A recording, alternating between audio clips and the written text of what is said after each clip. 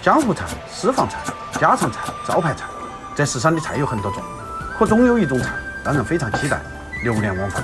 这种菜食材往往简单，就地取材，烹饪也简单快捷，成菜后能引起强烈的食欲，这就是下饭菜。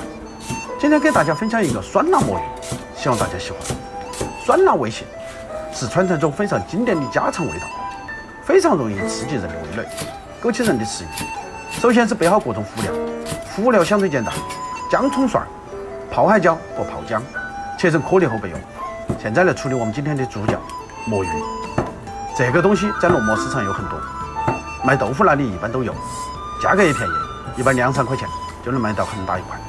魔芋切成厚厚的薄片，再根据自己的需要划成粗细均匀的长条，换个方向切成大小均匀的颗粒。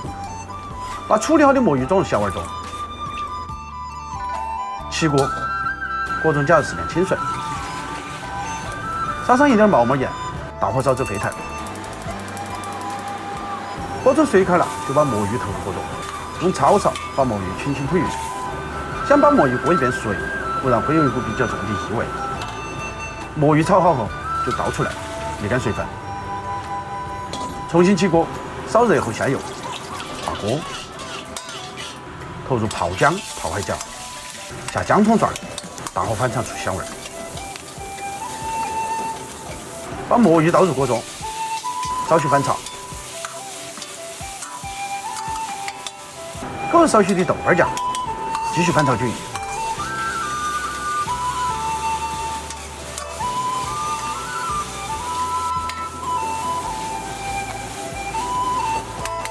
勾入少许清水，调入盐、白糖、味精，推匀。再勾入少许的陈醋，让锅边淋入后翻炒均匀。大火烧至汤汁连稠，勾入少许辣咸露，